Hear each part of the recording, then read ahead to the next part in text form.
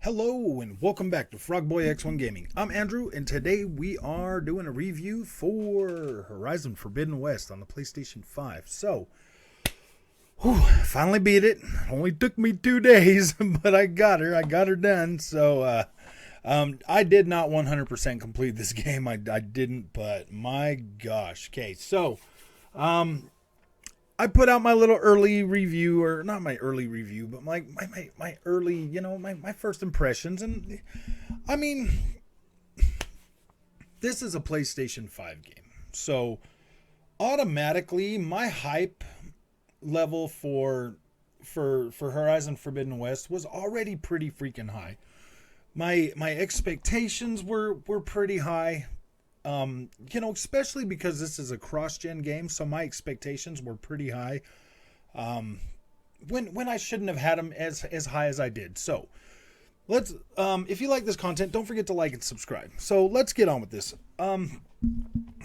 Okay, so I think I was about, maybe 25. I've been playing this since like 7 this morning. So I would say I'm close to 30 hours. I don't know exactly how much. Probably like 25 to 30 hours in between that in this playthrough. I didn't ride around on a whole lot of mounts or anything like that. Toward the end, after I got my flying apparatus, I used that a lot to get around, and I'm going to be using that a lot to continue to explore. So there's some things in this game. Let me just start off with world design.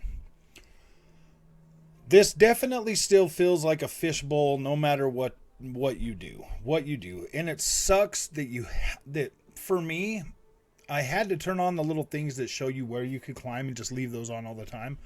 So that literally takes away from the experience because you got yellow lines everywhere.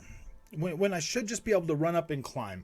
And while we're talking about climbing, something that was wrong with the first game that they clearly didn't even try to fix in this game is just it's too freaking, it's too janky. The jumping and climbing and stuff like that is still so janky, especially when you are trying to navigate some of the platforming puzzles in this game. It is so irritating sometimes because you literally have to like stop and plan out every single thing. Like you have to, for the most part. You just mess up too much. And I highly suggest while you're going around like in those, make sure if there's ladders to drop or anything like that, make sure you do that, because having to start all the way over on one of those things is gonna make you mad. It's gonna make your blood boil. Like this, the climbing needs to be fixed. I don't understand why they couldn't have just went for something like Assassin's Creed, to where you can just run across stuff. It's irritating. It gets frustrating. That's like my biggest complaint with this game. Okay. I'm pretty happy with this. This definitely justified my purchase for a PlayStation 5. 100% justified my purchase for a PlayStation 5. This is the game I've been waiting for for freaking 5 years, man. I loved the first game, even though it had its problems. It was still one of those stories that I could just get into and I could like, wow, man, this is pretty cool, and I would follow that from story beat to story beat to story beat, and I had a good time, aside from all the little stuff that was wrong with it. Now, this is a buggy game. There's a lot of bugs in this game, especially during the cutscenes. You're gonna see stuff pop in and flicker and stuff like that. That hasn't been patched out yet, so you will. There's a chance if you pick this up now, you're gonna run into that stuff. If you want a completely finished game, don't buy it. If you know what I mean, like, allow them, to fix this, because some of it can be like, can like really be immersion breaking at some points, but it is. It breaks your immersion, and it's distracting, and it can be it can be a little frustrating. Especially when you compare this to like other games, you know. I mean, it's like every game comes out and clearly there's bugs in these things, but for a premium experience to have as many bugs in it and to be, you know, 70 freaking dollars, I would let's just say Sony's got a pretty good record of releasing games that aren't too buggy. This one here is probably the buggiest PlayStation 5 game PlayStation game that I've played in a long time. In terms of polish and stuff like that, there's some rough edges. So, all right, so let's go back to my little first impressions when I first did the first impressions for this game, and I was pointing out stuff, and I was like, ooh, I don't know about that. Ooh, I don't know about that. Over the course of my playthrough, seeing many different environments now, seeing many different biomes and stuff like that, I can say, honestly, some biomes look like they did in the first game. It's just like, ooh, boy, I mean, this looks last gen, and it does. Like, there's no getting around that. But then when you get to, like, the desert, and you see how freaking beautiful just the sand is when you're walking through the sand and stuff, this is probably the highest detailed sand I've ever seen.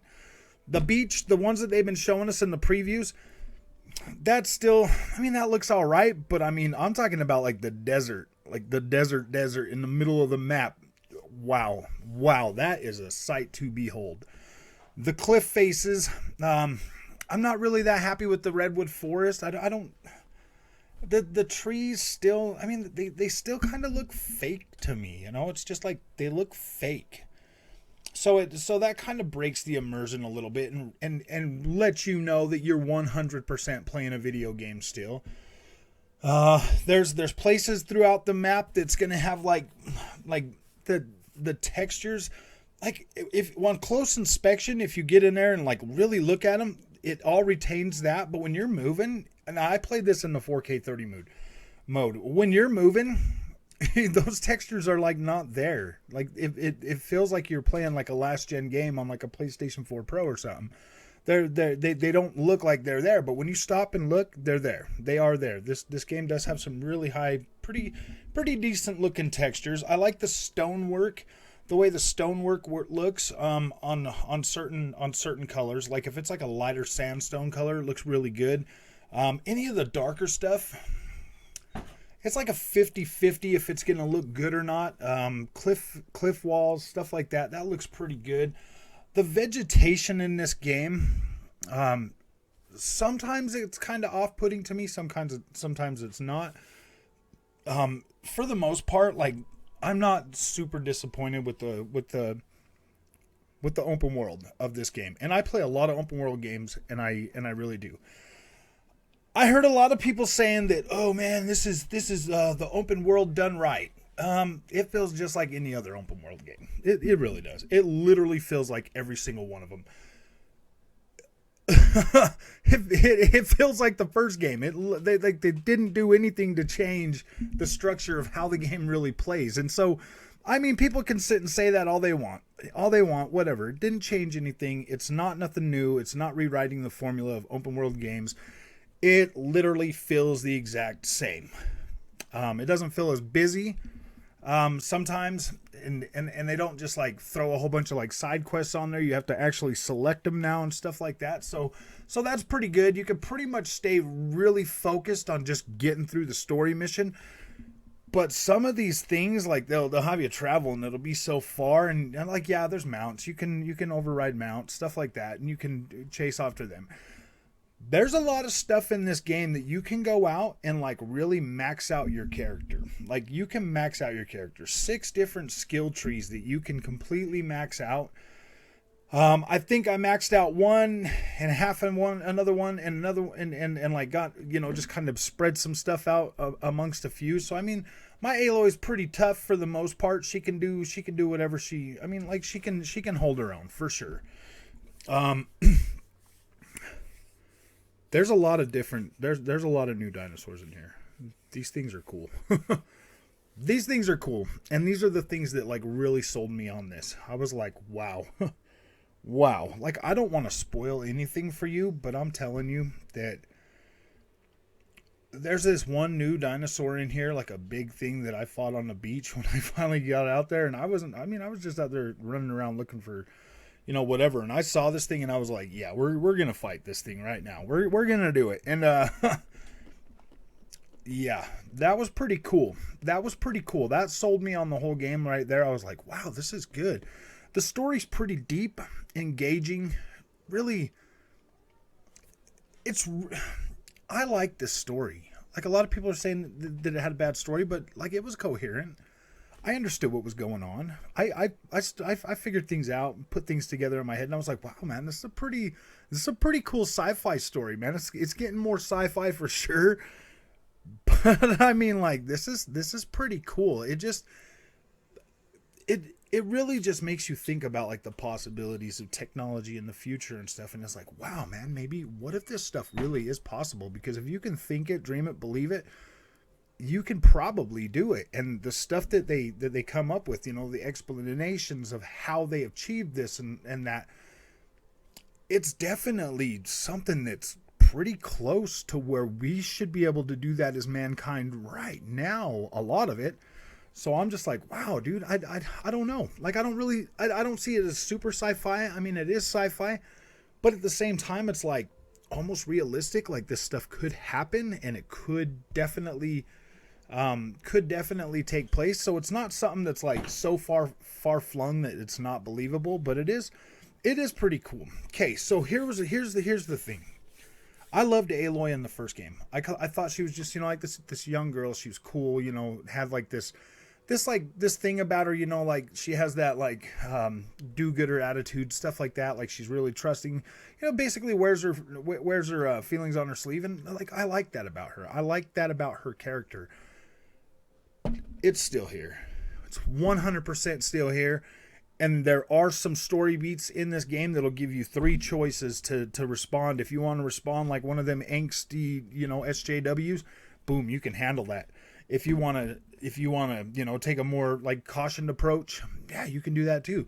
If you want to wear your heart on your sleeve like Aloy does, you can do that too. So you can ultimately affect in certain points how Aloy's going to deal with that. I chose the freaking Aloy from the first game, and it turned out good for me because that was my Aloy character, and that's who I believed that she was, and that's who I kept her. And I am so freaking glad that I was able to keep that in this game, because they could have destroyed Aloy's character for me. They could have. They could have. If they would have just made me have to pick one of those choices, I probably would have ruined Aloy's character for me. But no, man, Aloy is 100% intact in my gameplay, and I'm over the moon about that. I love this game. I think it's great. They definitely knocked it out of the park. Any of the other stuff, about the PlayStation 5 or whatever, yeah, this definitely could have possibly been a lot better if it had better hardware or whatever, but it wasn't bad. It held up pretty good. I'm probably going to, now that I've gotten through the story and I've seen all the cutscenes and all of that stuff, I'm going to start playing this on the 60 FPS mode and just explore more, because there's whole regions, not whole regions, but there's like whole chunks of map that I didn't even explore because I was sticking to the beaten path and just doing the story campaign stuff. I did do some side stuff.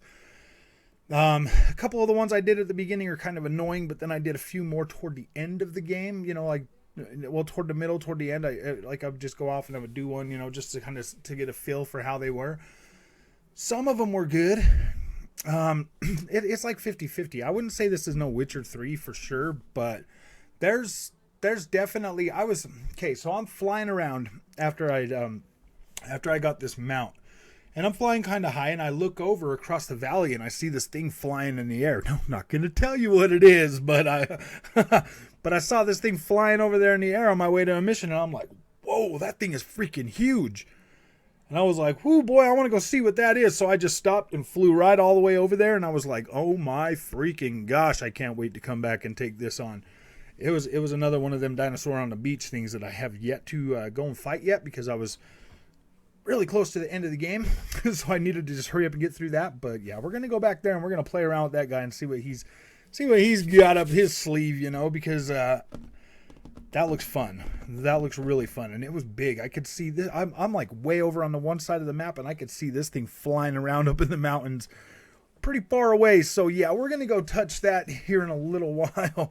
But I love this game. I think it's great. I do think that it is worth your time, worth you picking up. From what I played on the PlayStation 4 Pro, you're going to have a solid experience. You're going to have a solid experience for the most part.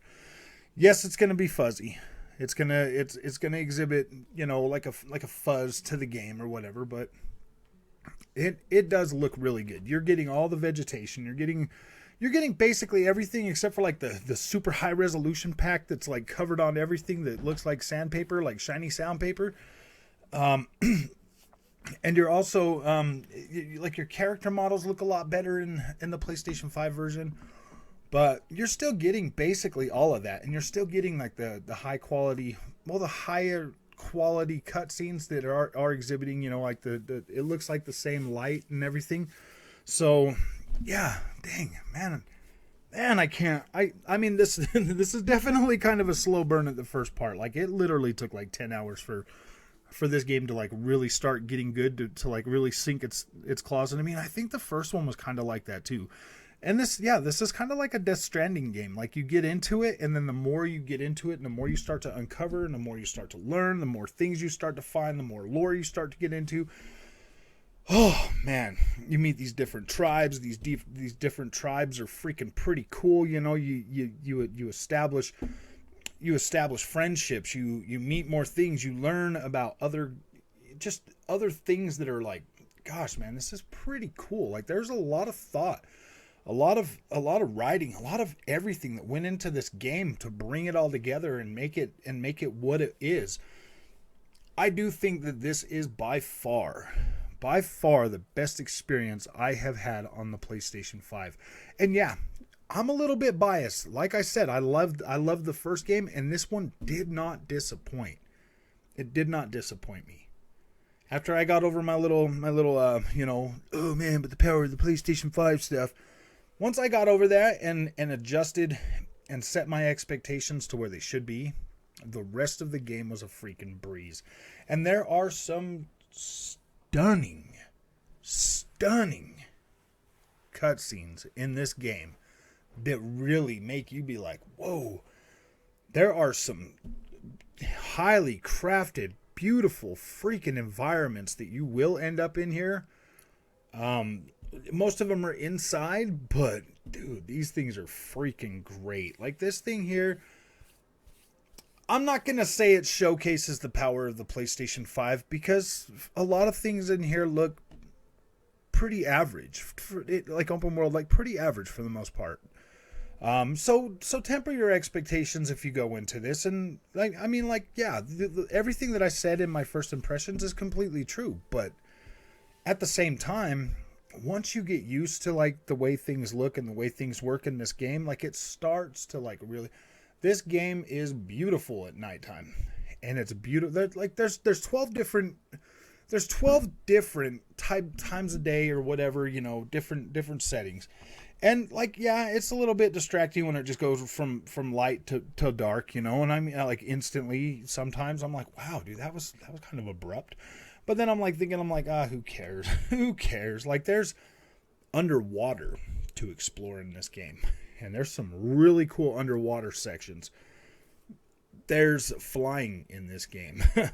There's good old-fashioned traveling. And yes, you can climb more rock face mountains than you ever have before in the first game. Not as much as I would like to, but enough to satisfy me to a certain point to where it's like, okay, I can't climb up right here, but oh, look, I can go climb up right there. So, I mean, at least they met me halfway with my particular play style for open world games. At least it wasn't a complete letdown like that, because at least I had the option to just move down a little bit and climb. Maybe it might not have been the exact place I wanted to climb, but I was able to climb. And You don't need like little certain things hanging off anymore like you do climb the rock face. That's why I just don't understand why they just didn't make everything climbable. Like, it would have been cool if they just made everything climbable. There is a lot of vegetation placed in this world in certain spots that will act like a fence to keep you from progressing to a different area or progressing further in that direction. It does retain that fishbowl feeling for the last horizon. But the horizons look much better now. And the game does look bigger. This is a pretty small map, though. Like, this is pretty small. It's probably, I would say it's probably half the size of Valhalla, maybe like half the size, probably. Like, it feels a little bit small. Like, you can get from one side to the other, and it's like, wow, like, really, that's that close? So yeah, I mean, in terms of like open world, like, it looks beautiful and it's really highly detailed and it's highly crafted. There's a lot of freaking different variations of vegetation, which do look cool. They completely nailed the way the desert looks. They nailed that. The redwood forest for me didn't really hit that. Like, oh gosh, that looks as good as the desert. It looked a little bit. The trees, for some reason, man, they just haven't been able to nail the trees yet. So they just don't necessarily look like they fit in that environment. But I think every single dinosaur from the first game has returned. Every single robot from the first game has definitely returned, plus the addition of more. There's definitely some secret ones in here that you're not going to find unless you're out there hunting for them. Like, you're going to have to find them. Like, they showed the big turtle in the cutscenes or whatever. In my playthrough, did not run across him at all. So there's plenty of stuff in here that I need to go back and look for and really find and explore more. So 25 to 30 hours for just the main campaign. I think that's pretty solid. That's pretty solid. With everything that I haven't been able to check out and all the side quests that I still have left, hopefully they're good. As far as the story goes, it did set up to where there could possibly either be a DLC for this game or a whole new game. I'm really hoping that they just give us a DLC. I think that would possibly be the best thing for this. I would rather just have this finished up with the DLC instead of having to wait 5 years for a whole nother game. Just finish this up in a DLC, Gorilla, please. I don't care if you charge me $30 for it, whatever. I just would much rather have the rest of this story complete with a DLC and not have to wait 5 years for another game. That's just a bit much for me to have to wait for that. So yeah, I'm hoping that we can get that in a DLC. So basically, yeah, this is a solid game, definitely worth buying. It does but doesn't showcase the power of your PlayStation 5 fully, but I think that we still have a lot. I still think that better is on the horizon, and due to the limitations of last gen consoles, I do think that did hurt this experience in a way, but not enough to make it a bad experience, and not enough for me to give it any less than a 9. This is a solid 9. Solid 90 or whatever. I do feel like this is a good game. Definitely worth your money. Definitely worth your time. So, yeah, I'm giving it a 90 on this one. So if you guys like this content and you want to see more of it, don't forget to hit that like and subscribe. And there's probably something here for you to watch. And we will see you in the next one.